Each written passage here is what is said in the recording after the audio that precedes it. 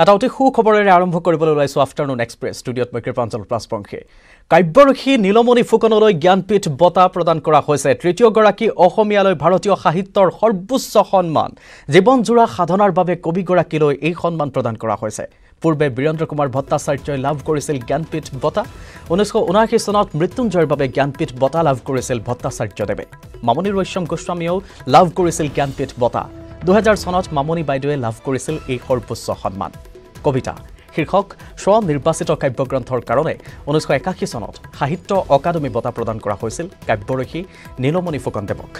1990 চনত ভাৰত চৰকাৰে পদ্মশ্ৰী সন্মানেৰে সন্মানিত কৰিছিল ফুকনদেৱক তাৰ পিছত 1991 চনত ছগনলাল জৈন বঁটা 1997 চনত অসম উপত্যকা সাহিত্য বঁটা আৰু সাহিত্য অকাডেমীৰ ফালৰ পৰা শ্ৰেষ্ঠ সাহিত্যিক সন্মান প্ৰদান কৰা হৈছিল 2019 চনত ডিব্ৰুগড় বিশ্ববিদ্যালয়ে সন্মানীয় ডিলিট উপাধি প্ৰদান কৰিছিল নীলমণি ফুকনক দেৰগাঁৱত জন্মগ্ৰহণ কৰা কবি নীলমণি ফুকনদেৱৰ কেইখনমান কবিতা পুথি থুৰতে জনাই ল'ব বিচাৰিছো সূৰ্য হেনো নামি আহে এই নদীয়েদি নিৰ্জনতাৰ শব্দ গোলাপী জামুৰ লগ্ন ফুলি থকা সূৰ্যমুখী ফুলটোৰ ফালে কাইট গোলাপ আৰু কাইট চীনা কবিতা 20 শতিকাৰ অসমীয়া কবিতা অৰণ্যৰ গান আদি আত্মজীৱনী তেওঁ লিখিছিল পাতি সোণাৰুৰ ফুল আৰু পাহৰিব নোৱাৰিলো যি অন্যান্য গ্ৰন্থসমূহ হৈছে লোককল্প দৃষ্টি ৰূপবৰ্ণ বাক শিল্পকলাৰ উপলব্ধি আৰু আনন্দ শিল্পকলাৰ দৰ্শন নীলমণি ফুকন একেৰাহে অসমীয়া ভাষাৰ এজন কবি কলা সমালোচক অধ্যাপক আৰু সাহিত্যিক তেখেতৰ কবিতাত প্ৰতীকবাদ আৰু চিত্ৰকল্পবাদৰ সুদূৰ প্ৰসাৰী প্ৰভাৱ দেখা পোৱা যায় এয়া অতিকৈ সুখবৰ ভাৰতৰ সৰ্বোচ্চ সাহিত্যৰ ক্ষেত্ৰৰ সৰ্বোচ্চ সন্মান লাভ কৰিছে তৃতীয়গৰাকী অসমীয়াই সঁচাকৈয়ে সকলোৱে গৌৰৱান্বিত সকলোৱে আনন্দ লাভ কৰিছে আমি এই মুহূৰ্তত ফোন যোগে সংযুক্ত হ'ব বিচাৰিছো খ্যাতনামা কবি হৰে কৃষ্ণ ডাঙৰীয়াৰ সৈতে হৰে কৃষ্ণ ডেকা ডাঙৰীয়া আপোনাক স্বাগতম জনাইছো নথৈ আনন্দৰ কথা অসমবাসীৰ বাবে এয়া তৃতীয়বাৰৰ বাবে কাব্যঋষিগৰাকীয়ে জ্ঞানপীঠ বঁটা লাভ কৰিছে এইবাৰ কাব্যঋষিগৰাকীৰ এই সন্মানত আপোনাৰ অনুভৱ জানিব বিচাৰিম পোনপ্ৰথমে আমি সকলোৱে তেখেতে এই বঁটা পোৱাৰ কাৰণে আনন্দিত হৈছো আচলতে তেখেতে কেতিয়াবা এই বঁটা পাব লাগিছিল হলেও অলপ দেৰিকে হলেও যে তেখেতক দিছে এইটো আমাৰ কাৰণে অতি গৌৰৱৰ কথা ফুকন অসমীয়া আধুনিক কবিতাৰ প্ৰতীক্ষিত যিসকলৰ ভিতৰত এজন আৰু এতিয়াও জীৱিতসকলৰ ভিতৰত তেখেতে আটাইতকৈ বয়সস্থ কবি কিন্তু এই বঁটাটো যদি আগতে দিলেহেঁতেন তেতিয়া তেখেতে বঁটাটো পাই যিমান আনন্দ পালেহেঁতেন এতিয়া চাগে তেখেতে সিমানখিনি ভালকৈ গম নাপাব তেখেতৰ শাৰীৰিক অৱস্থাৰ কাৰণে যিয়ে নহওক এই বঁটা তেখেতে কেতিয়াবা পাবলৈ ডিজাৰ্ভিং আমি গৌৰৱ কৰোঁ আৰু সেইকাৰণে এতিয়াও যে তেওঁৰ পিছে তেওঁৰ কাৰণে চিন্তা কৰিছে ভাবিছে তেওঁৰ নামটো তেওঁক বঁটাটো দিছে সেইকাৰণে আমি খুব গৌৰৱান্বিত নিশ্চয় ডাঙৰীয়া তেওঁ কৈছিল যেতিয়া তেওঁ কোনোৱে কবি বুলি কৈছিল তেতিয়া তেওঁ কবি আৰু যেতিয়া কোনোৱে যদি একো নকৈছিল তেনেহ'লে তেওঁ এজন সাধাৰণ লোকৰ দৰে থাকিবলৈ তেওঁ বেয়া পোৱা নাছিল সদায় সকলোৰে সৈতে মিলি যাব বিচৰা এগৰাকী কবি আছিল সকলোৰে মৰমৰ আছিল কাব্যঋষিগৰাকী কবিগৰাকী যিগৰাকীক তেওঁ সেয়ে দিয়া হৈছে এই সন্মান ইতিমধ্যে দিছে দুগৰাকী ইতিমধ্যে পাইছিল তাৰপিছত তিনিগৰাকী এগৰাকী আমাৰ সকলোৰে মৰমৰ কাব্যঋষিগৰাকী তেওঁ আপুনি প্ৰথমবাৰ কেতিয়া লগ পাইছিল সেই বিষয়ে প্ৰথমতে জানিব বিচাৰিম কাৰণ ভাল লগা এটা কথা সকলোৰে আনন্দিত হৈ আছে অসমবাসী আনন্দিত আপোনাৰ পৰা কিছু কথা জানিব বিচাৰিম মই তেখেতক মই ছাত্ৰ অৱস্থাত ছিল পত্নী কলেজত তেতিয়াই লগ পাইছিল তেখেত তেতিয়া বিয়া হোৱা নাছিল তেখেতে পল্টন বজাৰৰ অসম হোটেল বুলি এটা হোটেল আছিল তাতে এটা ৰুম লৈ আছিলে আৰু আৰ্য বিদ্যাপীঠ স্কুলত কাম কৰিছিল তাৰপিছত তাৰ পৰা কলেজত যোগদান কৰিছিলে সেইটো সময়তে মই তেখেতক লগ পাইছিলোঁ গম পাইছিলোঁ তাতে আছে আৰু মই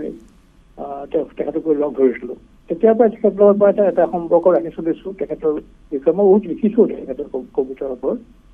তাৰপিছত মই তেখেতৰ কবিতাৰ দ্বাৰা বিশেষভাৱে অনুপ্ৰাণিত গতিকে মই সেই তেতিয়াই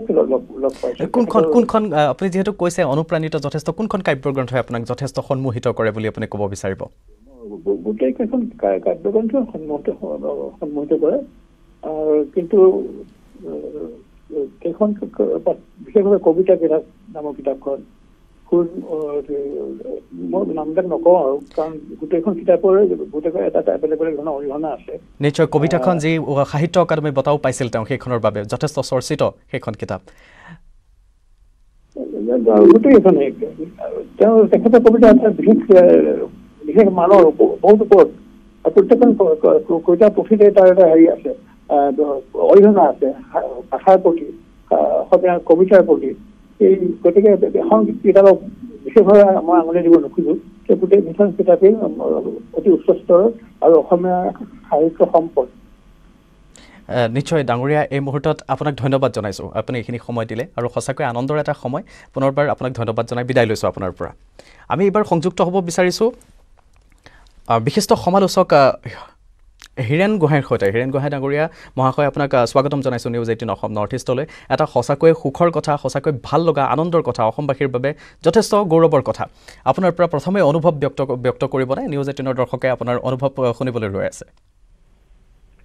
প্ৰথম অনুভৱটো হৈছে এইয়ে যে বহু দিনৰ ব্যৱধানৰ মূৰত অসমৰ এজন সাহিত্যিকে জ্ঞানপীঠ পুৰস্কাৰ পালে মাজতে আমাৰ ধাৰণা হৈছে যে আমাৰ সাহিত্য সৃষ্টিৰ মান ইমান বেয়া নে আমি জ্ঞানপীঠৰ উপযোগী নহওঁ কিন্তু আজি নীলমণি ফুকনে সেই পুৰস্কাৰটো পোৱাৰ কাৰণে মোৰ মনত অত্যন্ত আনন্দ হৈছে যে অসমীয়া সাহিত্যৰ সেইখিনি স্বীকৃতি আজিও অব্যাহত হৈ আছে আৰু তেখেতৰ কথা কি ক'ম আৰু তেখেত বিস্ময়কৰভাৱে প্ৰতিভাশালী আৰু উদ্ভাৱনী ক্ষমতাৰ তেখেতৰ মানে অজস্ৰ উদ্ভাৱনী ক্ষমতাৰ অজস্ৰ সাক্ষী আছে তেওঁৰ আৰু তেওঁৰ কবিতাৰ যিটো বিশেষ সুৰ যিটো অলপ ধৰা কিছু নিৰাসক্ত অথচ মানুহৰ সুখ দুখ আবেগ অনুভূতি জ্বালা যন্ত্ৰণা সকলোবিলাক অভিনৱ মানে হেৰিৰে উপমাৰে কবিতাত ফুটি ওলায় আৰু মানুহক মুগ্ধ কৰে আৰু সেইকাৰণে তেওঁ যিবিলাক কবিতা সেই কবিতাত মানে একাধাৰে আবেগ অনুভূতিৰ যথাৰ্থ প্ৰকাশ আৰু এক ধৰণৰ ধ্যানমগ্ন তন্ময়তাও দেখা যায় নিশ্চয় যি মই ভাবো যে সেইবোৰক এটা সঠিকৰ নিচিনা ৰূপ দিয়ে মই আজি তেওঁক পুনৰ মোৰ অভিনন্দন জনাইছো আৰু মই ভাবো যে সমগ্ৰ অসমৰ পাঠকক ই আপ্লুত কৰিব নিশ্চয় মহাশয় এইখিনিতে এটা কথা সুধিব বিচাৰিম সাগৰতলীৰ শংখ যিখন আপুনি তেওঁৰ আধাৰত তেওঁ লিখিছিল তেওঁ উৎসৰ্গা কৰিছিল তেওঁৰ বহু কবিতা তাতে সংলগ্ন হৈ আছে সেই কিতাপখন পঢ়াৰ পঢ়ুৱৈসকলে সুবিধা লাভ কৰিছিল এতিয়া এনে এটা সুবাদ আহিছে এনে এটা সুখবৰ এটা গৌৰৱান্বিত সমগ্ৰ অসমবাসী এই ক্ষেত্ৰত আপোনাৰ অনুভৱ কেনেকুৱা আগলৈ আমি তেনেধৰণৰ পঠন আৰু পাবলৈ সক্ষম হ'ম নিশ্চয় আপোনাৰ পৰা আশাবাদী আমি সকলোৱে মই কি কৈছা মই বুজা নাই সাগৰতলীৰ শংখ যিখন আপুনি লিখিছিল সেই সন্দৰ্ভতে আপোনাৰ পৰা জানিব বিচাৰিছোঁ আগলৈও আমি তেনেধৰণৰ পঠনশৈলী আপোনাৰ পৰা নিশ্চয় আশা কৰিব পাৰিম নহয় মানে সাগৰতলীৰ শংখখন মই বহু কষ্ট কৰি উলিয়াইছিলোঁ আৰু উলিয়াওঁতে পদে পদে ফুকন দাদাৰ লগত আলোচনা কৰিছিলোঁ এই কিতাপখনৰ অন্যান্য আন কৃতিত্ব যিয়ে হওক বা নহওক এটা কথা ঠিক যে ফুকনৰ কবিতা ব্যাপক পাঠক সমাজৰ মাজলৈ লৈ যাবলৈ সমৰ্থ হৈছিল নিশ্চয় আৰু সেইটো মোৰ কাৰণে অতি আনন্দৰ কথা আছিল হয় ধন্যবাদ ছাৰ আৰু এটা প্ৰশ্ন আছিলে সৰুকৈ যদি মই সুধিব বিচাৰোঁ আপুনি যদি অনুমতি দিয়ে ছাৰ অলপ আগতে আমি হৰেকৃষ্ণ ডেকা ডাঙৰীয়াৰ সৈতে কথা পাতিছিলোঁ তেখেতে কৈছে যে ডক্টৰ গোহাঁই ছাৰে পূৰ্বতে পাব লাগিছিল তেওঁক দেৰি হৈছে জ্ঞানপীঠ বঁটা দিয়া আচলতে সেই কথাষাৰত আপুনিও একমত নে কোনে পাব লাগিছিল ছাৰে নীলমণি ফুকন ছাৰে পূৰ্বতেই পাব লাগিছিল বহুত দেৰি কৰিছে বুলি কৈছে তেওঁতো এতিয়া অসুস্থ তেওঁৰ সেই অনুভৱখিনি হয়তো পূৰ্বৰ নিচিনা পূৰ্বতে যদি তেওঁক দিলেহেঁতেন তেতিয়াহ'লে তেওঁ আৰু বেছি আনন্দিত হ'লহেঁতেন বুলি মত ব্যক্ত কৰিছে হৰে কৃষ্ণ ডেকা ডাঙৰীয়াই আপুনিও একমত নে সেই কথাষাৰত কথা হৈছে তেওঁ স্বীকৃতি পালে হয় আৰু নানা কাৰণত কেতিয়াবা পুৰস্কাৰ পাওঁতে দেৰি হয় পলম হয় হয় কিন্তু এই স্বীকৃতিয়ে মই ভাবোঁ যে তেওঁক ভাৰতীয় সাহিত্য যিটো জগত তাত তেওঁ নিজৰ মহিমাৰে প্ৰতিষ্ঠা কৰিলে গতিকে পলম হৈছে সন্দেহ নাই কিন্তু এই যে দেৰিকৈ হ'লেও যে হ'ল সেইকাৰণে মই অতি আনন্দিত নিশ্চয় মহাশয় ধন্যবাদ জনাইছোঁ ইমানখিনি সময় আমাক দিয়াৰ বাবে সেয়া আছিল বিশিষ্ট সমালোচক ডক্টৰ হীৰেণ গোহাঁই ডাঙৰীয়া তেওঁ ইতিমধ্যে এইখিনি কথা ক'লে গতিকে সকলোৱে আনন্দিত কাব্যৰসী নীলমণি ফুকনদেৱলৈ যি জ্ঞানপীঠ বঁটা প্ৰদান কৰা হৈছে তৃতীয়গৰাকী তেখেত অসমীয়া হিচাপে তেওঁ তৃতীয়গৰাকী বীৰেন্দ্ৰ কুমাৰৰ পাছত মামণি ৰয়ছম বাইদেউৰ পাছত এ নীলমণি ককা গতিকে সচৰাচৰ সকলোৱে এই কথাক লৈ যথেষ্ট গৌৰৱান্বিত অসমবাসী গৌৰৱান্বিত খবৰ এইদৰে অব্যাহত থাকিব এটা বাণিজ্যিক বিৰতি লৈছোঁ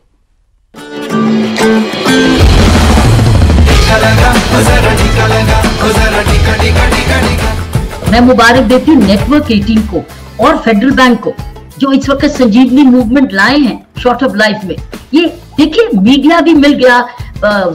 कॉर्पोरेट वर्ल्ड भी मिल गया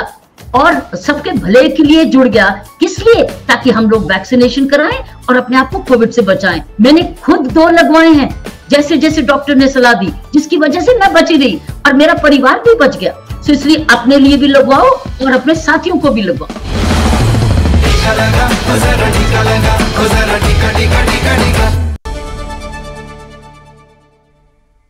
পুনৰ স্বাগতম তিনিদিনে সন্ধান নাই পিকনিক খাবলৈ আহি থুৰামুখৰ ধনচিৰি নৈত নিখোজ হোৱা NRLৰ অভিযন্তাৰ ৰক্তিম বৰুৱাৰ 5 নৱেম্বৰতে নিখোজ হৈছিল ৰক্তিম বৰুৱা পৰিয়ালৰ পুত্ৰ আৰু জীয়ৰীৰ লগত খেলি থকা অৱস্থাৰ পৰাই নিখোজ হৈছিল পিকনিক খাবলৈ অহা ৰক্তিম বৰুৱা ক্ৰমাগত 3 দিন ধৰি ৰক্তিম বৰুৱাৰ সন্ধানত SDRFে চলাই আছে অভিযান খন্তেক পিছতে SDRFক সহযোগ কৰিবলৈ ঘটনাস্থলীত উপস্থিত হ'ব NDRFৰ দল এতিয়া ঘটনাস্থলীৰ বিষয়ে সবিশেষ এইদৰে জানিব পৰা গৈছে নুমলীগড়ৰ সাংবাদিক প্ৰণৱ জ্যোতি শইকীয়াই এক প্ৰতিবেদন যুগুত কৰিছে আমি আগবঢ়াম এটা দুৰ্ঘটনা হঠাৎ হোৱা বস্তু দুৰ্ঘটনা মানে তেওঁ বাচ্চা দুটাৰ লগত পানীত মানে খেলি আছিল বল লৈ পেলাই খেলি খেলি তেওঁ আগবাঢ়ি আহি পেলাই হঠাৎ তাৰমানে তিনিওটাই ডুবি গ'ল পানীত ডুবি যাওঁতে ল'ৰাটো পানীত অলপ উঠি আহিলে আৰু ইয়াতে সেই বাগানৰ সৰু সৰু বাচ্চা দুটামান ইয়াতে মানে গা ধুব আহিছিলে তাহাঁতি সাঁতুৰিব জানে তাহাঁতি গৈ পেলাই হাতত ধৰি পেলাই তাক ল'ৰাটো টানি লৈ আহিলে আৰু ছোৱালীজনীয়ে অলপ ছুইমিং জানিছিলে গতিকে তাইও মানে সাঁতুৰি পেলাই অলপ পাৰত আহি সেই গছ কিছুমান ডাল কিছুমান পৰি আছে ন গছৰ হেৰি তাতে ধৰি পেলাই কিবাকৈ উঠি আহিলে আৰু তাই যেতিয়া উঠি পেলাই ঘূৰি চাই পেলাই দেউতাকক দেখা নাই আৰু তাৰমানে যি ডুবি গ'ল আৰু হয় মই বৰ্তমান উপস্থিত আছোঁ গোলাঘাট জিলাৰ থোৰামুখৰ ধনশিৰি পাৰত আৰু এই ধনশিৰিৰ বুকুত দুদিন পূৰ্বে নিখোজ হৈছিল NRLৰ বিষয়া ৰক্তিম বৰুৱা পৰিয়ালৰ লোকৰ সৈতে বনভোজ খাবলৈ আহি নদীৰ কোবাল সোঁতত উটি গৈছিল ৰক্তিম বৰুৱা পৰিয়ালৰ সৈতে তেওঁ ইয়ালৈ বনভোজ খাবলৈ আহিছিল আৰু তেওঁ যি দুটি সন্তানৰ সৈতে নদীত খেলি থকাৰ অৱস্থাতেই পানীৰ প্ৰবাল সোঁতে তেওঁক উটুৱাই নিয়াৰ পিছতেই দেখা পোৱা গৈছিলে জিলা প্ৰশাসনৰ তৰফৰ পৰা SDRF বাহিনী তথা ইয়াৰ স্থানীয় লোকসকলে যদিও উদ্ধাৰ অভিযান অব্যাহত ৰাখিছে কিন্তু আজি 3টা দিন হৈ গ'ল 3 দিন পৰ্যন্ত ৰক্তিম বৰুৱাক উদ্ধাৰ কৰিবলৈ সক্ষম হোৱা নাই মই কেমেৰা পাৰ্চনক সামগ্ৰিক পৰিৱেশটো দেখুৱাই থাকিবলৈ ক'ম আৰু বৰ্তমান দেখা পোৱা গৈছে NDRFৰ এটা 15জনীয়া দল আহি ইয়াত উপস্থিত হৈ তেওঁলোকেও উদ্ধাৰ অভিযান অব্যাহত ৰাখিছে কিন্তু বৰ্তমান পৰ্যন্ত ৰক্তিম বৰুৱাক উদ্ধাৰ কৰিবলৈ সক্ষম হোৱা নাই মোৰ লগত একাংশ স্থানীয় লোক আছে তথা কিছু প্ৰত্যক্ষদৰ্শী আছে মই পুনে জানিব বিচাৰিম দাদা কি ক'ব কেইদিন পূৰ্বে নিখোজ হৈছিল আৰু কেনেদৰে হৈছিল হয় যোৱা দেওবাৰে ৰক্তিম বৰুৱা তেখেতৰ পৰিয়ালসহ ইয়াত আমাৰ থোৰামুখ অঞ্চলৰ যি আমাৰ ধনচিৰি ঘাট আছে ইয়াত তেখেতসকল ইয়াত বনভোজ খাবৰ কাৰণে আহিছিল আৰু সেইদিনাখনে আমি জানিব পাৰিছোঁ যে দিনৰ 1-2 বজামানত তেখেত যেতিয়া ল'ৰা আৰু ছোৱালীজনীৰ লগত যেতিয়া খেলি আছিল খেলি থাকোঁতে বলটো যেতিয়া পানীত উঠি গৈছিল উঠি যাওঁতে তেতিয়া তেখেতে আনিব যাওঁতে কিন্তু পানীত বিলীন হৈ গৈছিল আৰু তেতিয়াৰ পৰাই নিখোজ হৈছে আজি 2 দিন ধৰি SDRF বাহিনীয়ে অভিযান চলাই আছে, কিন্তু এতিয়া এই মুহূৰ্তলৈকে কিন্তু উদ্ধাৰ কৰিব পৰা নাই। আৰু NDF বাহিনী ইতিমধ্যে ইয়াত আহি পাইছেহি আৰু গোলাঘাটৰ জিলা উপায়ুক্তগৰাকীও ইয়াত উপস্থিত হৈছেহি। আৰু NDF বাহিনীয়ে আমি আশা কৰোঁ যে NDF বাহিনীয়ে উদ্ধাৰ কৰিবলৈ সক্ষম হ'ব। ধন্যবাদ প্ৰণৱজ্যোতি শইকীয়া। বাক্সাৰ খালবাৰীৰ জ্ঞাতি গাঁৱত আজব ঘটনা। হৰিণাৰ আক্ৰমণত নিহত হৈছে এজন লোক। হাতী, নাহৰ ফুটুকী আৰু ভালুকৰ পিছত এইবাৰ হৰিণাৰ আতংক। প্ৰকাণ্ড হৰিণা এটা খোজত নিহত হৈছে এজন বৃদ্ধ। নিহত বৃদ্ধগৰাকীৰ নাম বীৰচাক খাৰিয়া ওৰফে বগা। মানস ৰাষ্ট্ৰীয় উদ্যানৰ পৰা ওলাই আহিছিল হৰিণটো। বীৰচাক খাৰিয়া নামৰ লোকজনক আক্ৰমণ কৰাৰ পিছত ফ্লৰিকান নামৰ এখন লজত আশ্ৰয় লোৱা প্ৰকাণ্ড হৰিণটোক অৱশেষত ট্ৰেংকুলাইজ কৰিলে বন বিভাগে। শেহতীয়াকৈ প্ৰতিদিনে মানসৰ পৰা ওলাই অহা হাতী ভালুকৰ পিছতে এইবাৰ হৰিণে সন্ত্ৰাস চলোৱা ঘটনা এতিয়া সৃষ্টি কৰিছে তীব্ৰ আতংকৰ। এই খবৰটো বাক্সাৰ খালবাৰীৰ জ্ঞাতি গাঁৱত এই আজব ঘটনাটো সংঘটিত হৈছে। হৰিণাৰ আক্ৰমণত নিহত হৈছে এজন লোক। প্ৰথম ঘটনা এইটোতো মানে এনেকুৱা ঘটনা হোৱা নাই, কিন্তু কেতিয়াবা হয় এনেকুৱা। মই কাজিৰঙাতো দেখিবলৈ পাইছোঁ যে মানে পহুৱে তেনেকুৱা মানে এই মানুহৰে মানে ডেড বডি মানে চেলকি খাই আছে। গতিকে এইবিলাক হৈছে মানে কথা এটা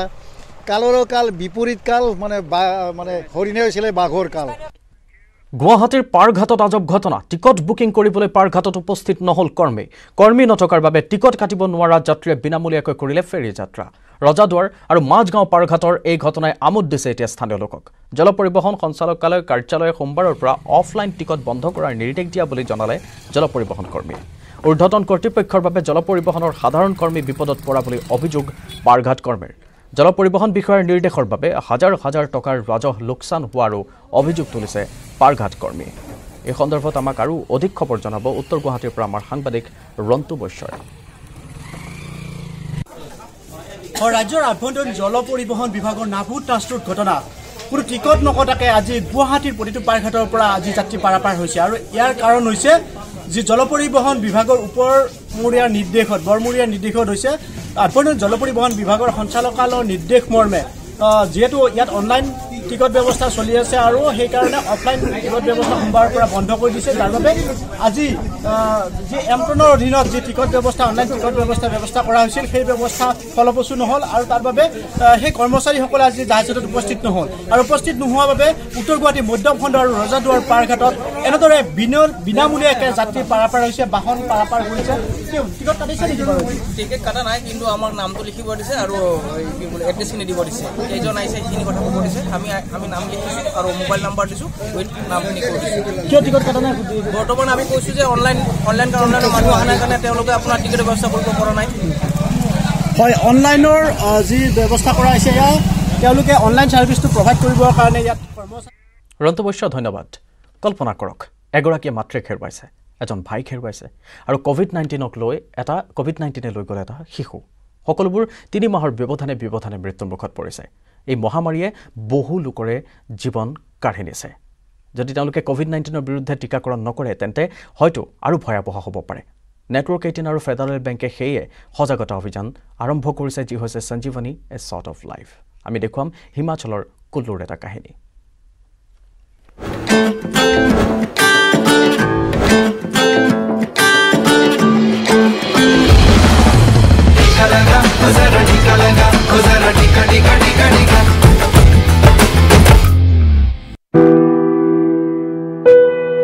It's been a year of death and devastation. Geeta Gupta unable to understand what hit the family so hard in such a short duration. Her husband Manik Raj says his 55-year-old brother Kapil caught COVID-19 in Manali last November. Their mother, 79-year-old Sulakshana Gupta, then got infected with the deadly virus. Both succumbed in a span of 8 days. Mother जी ने बोला कि भाई मैं नहीं hospital में रह सकती हूँ, बुजुर्ग हूँ, उम्र ज़्यादा है, इसलिए मैं नहीं जा सकती। तो वो घर में ही बैठे, फिर वो दवाई दे दी थी हॉस्पिटल से, वही खाते रहे, रात को नहीं रहे। Not just them, a total of 8 family members caught the highly contagious disease. Thankfully, they all recovered, including their 23-year-old son, Karthik. That's what they believed. In February this year, Karthik came home, lay on his bed, and never woke up. कन वो शमशान गया, अकेले गया ना दोनों बारी तो वहीं गया, फिर घर आता था वो आके रोना उसने बोलता था कन मैंने दादी और चाची को इन हाथों से कन जलाया बोलता है ऐसे, फिर आके उसने जोर जोर से रोना बहुत ज़्यादा। सदमा ही लगा होगा उसको, ऐसे ही लग रहा है बस और कुछ नहीं। उनके करीब रहता था ना ज़्यादा करो, दादी को दादी दादी दादी करता रहता है ज़्यादा, उनके साथ ही रहता है ज़्यादा। Did Karthik die of shock or did he have post-COVID complications that caused his sudden demise? हम लोग सोचते हैं कि नहीं उसको कोरोना का ही कोई लक्षण था जिस वजह से उसकी डेथ हुई है, क्योंकि वो पॉजिटिव के साथ रहा, उसकी दादी भी पॉजिटिव थी, उसका चाचा भी पॉजिटिव था, कॉम्प्लिकेशन थी उसको कोरोना की। अब तो दिल नहीं करता किसी काम को भी, कोई काम भी करे या कुछ है, बस जीने का कुछ मजा ही नहीं है वैसे जैसे लगता है। India had not started vaccinating then, but their tragedy a reminder that vaccines save lives and our loved ones need not become memories in a photo album. सदमा तो लगा, अब क्या करना, उस टाइम अगर वैक्सीन होती तो बच जाते।